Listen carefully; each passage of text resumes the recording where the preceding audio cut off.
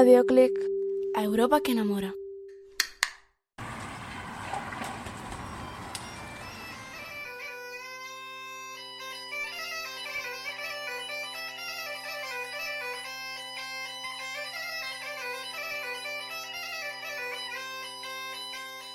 A Real Academia Galega fai unha mirada hacia a poesía popular, hacia a oralidade galega, non? Non se chega aí porque sí.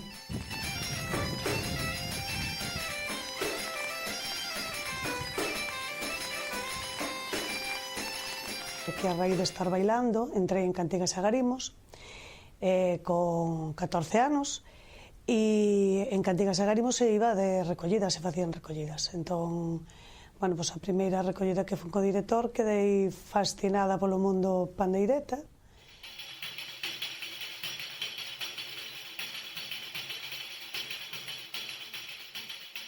Fui consciente moi pronto de que había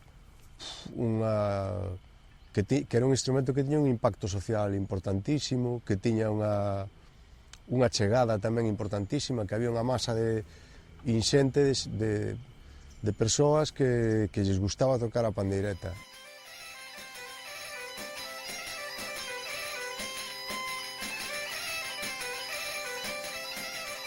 Os directores decátanse de que a música que normalmente é a que se fai para que a xente baile non é a do gaiteiro, senón que é a de pandeireteira, que eran as festas que se facían pola semana, o gaiteiro había que pagarlle, a música de pandeireta era como máis para todo o mundo, era unha forma de vivir, non? Entón, a raíz deso, os grupos ven a necesidade de ter xente que toque e que cante. Polo contexto histórico, etc., pois, no caso da pandeireta, por exemplo, estamos camiño de, non? É dicir, que vamos a chegar a esa circunstancia e a ese momento que a gaita, por exemplo, viveu xa hai uns anos, non? Un par de decenas de anos, que haberá casi, non sei se son 20 ou menos.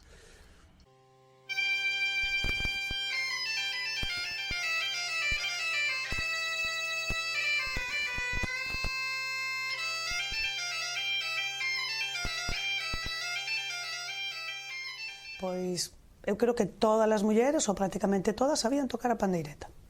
Non todos os homes, pero sí todas as mulleres.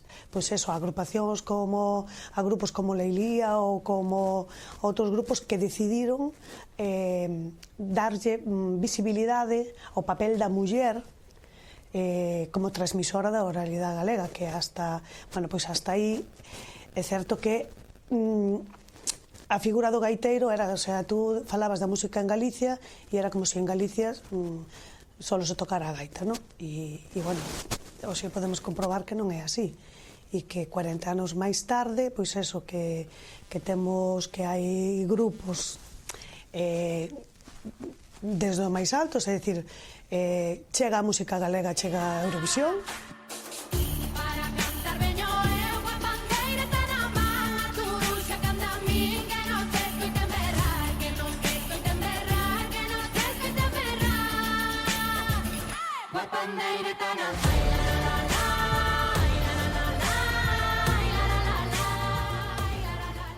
Nos extractos un pouco máis especializados ou relacionados xa coa profesión ou coa profesionalización, sí que quizáis sexa un instrumento no que todavía ten un camiño importante que facer, non? Cando algo ven da terra, cando algo ven da transmisión oral, cando forma parte da túa cultura, o primeiro que tes que facer, o primeiro que se fai é querelo como tal e usalo a diario como tal. Cando ti empezas primeiro por o mundo académico, é moi difícil que o mundo académico acabe no pueblo de cotío de diario.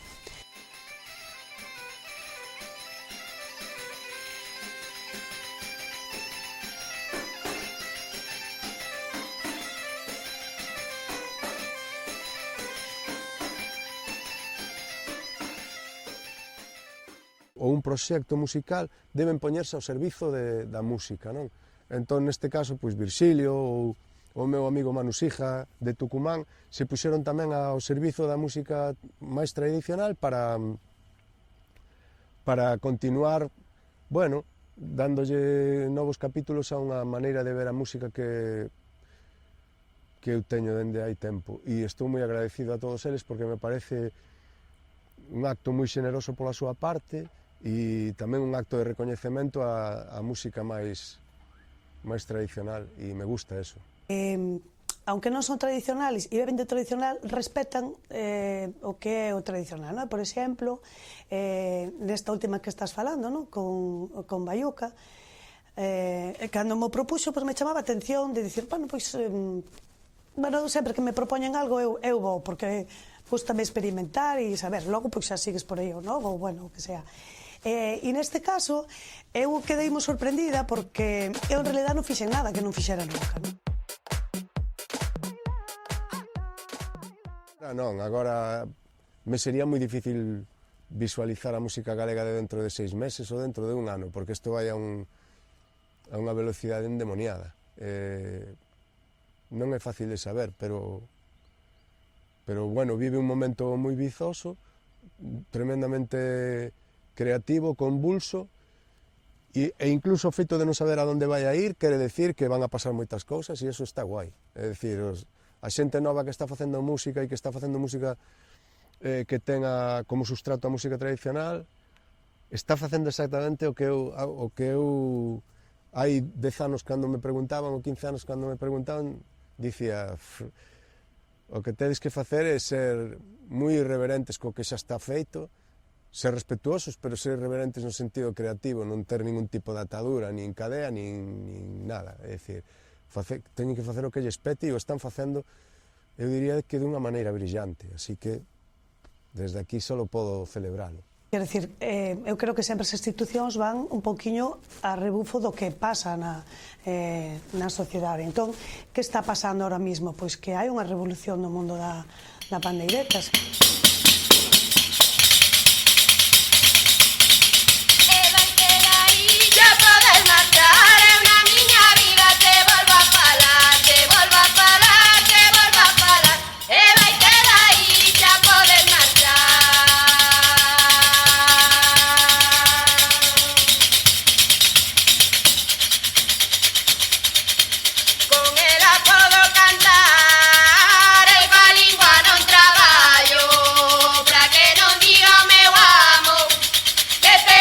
Son cousas bonitas que eu vexo en orixe, sin retocar, sin ningún tipo de proceso creativo a maiores, e xa me gustan, me parecen bonitas, non?